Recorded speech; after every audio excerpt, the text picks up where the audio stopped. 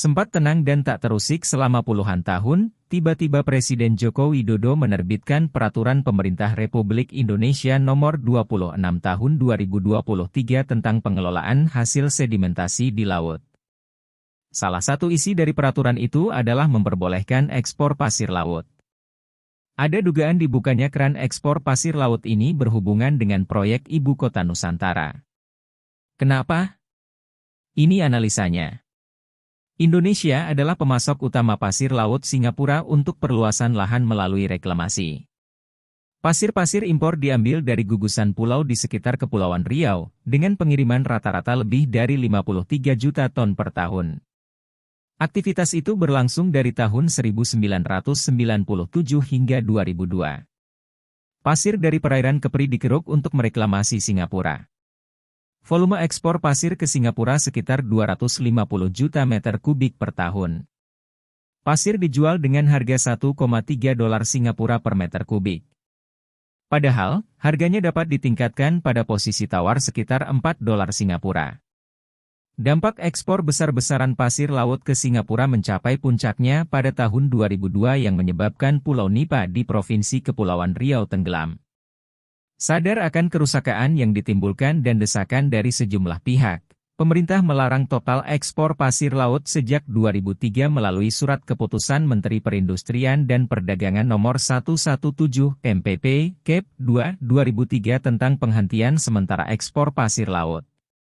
Dalam SK yang ditandatangani Menteri Perindustrian dan Perdagangan Rini Sumarno 28 Februari 2003, disebutkan alasan pelarangan ekspor untuk mencegah kerusakan lingkungan yang lebih luas. Kerusakan lingkungan yang dimaksud berupa tenggelamnya pulau-pulau kecil, khususnya di sekitar daerah terluar dari batas wilayah Indonesia di Kepulauan Riau sebagai akibat penambangan pasir laut. Pemerintah Singapura sempat meradang akibat larangan itu. Singapura bahkan menuding Indonesia sengaja menghentikan ekspor pasir laut untuk menekan negaranya agar bersedia bernegosiasi terkait perjanjian ekstradisi dan penetapan garis perbatasan. Tak punya pilihan, Singapura terpaksa mencari sumber pasir dari negara lain. Dapat pasokan dari Malaysia. Tapi tidak berlangsung lama. Kemudian Malaysia pun menghentikan ekspor galian C itu ke Singapura. Singapura makin kelimpungan. Sebab, negara yang luasnya sama dengan kota Samarinda itu, terus berupaya memperluas wilayah. Satu-satunya cara adalah dengan reklamasi pantai dan itu membutuhkan pasir yang tidak sedikit. IKN kesulitan investor. Di sisi lain, proyek besar pemindahan ibu kota negara ke Kalimantan yang tengah dikebut pengerjaannya, kesulitan mendapatkan investor. Sejumlah negara yang didekati baru dalam tahap menanggapinya dengan anggukan. Belum ada yang sampai persetujuan hitam di atas putih. Pada 16 Maret 2023, dalam pernyataan bersama dengan PM Singapura Lee Hsien Loong usai Leaders Retreat di Singapura, Presiden Jokowi menyebutkan minat investor Singapura yang ingin membangun IKN. Katanya, terdapat 20 letter of intent milik swasta Singapura untuk investasi di IKN Nusantara. PM Singapura Lee Hsien Loong pun mengungkapkan dukungannya terhadap pembangunan IKN Nusantara serta visi Presiden Joko Widodo untuk mewujudkan IKN sebagai kota pintar dan kota hijau.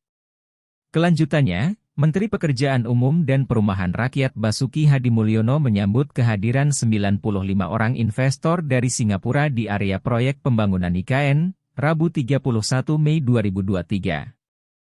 Mereka datang untuk melihat progres pembangunan di IKN dan menjajaki peluang investasi.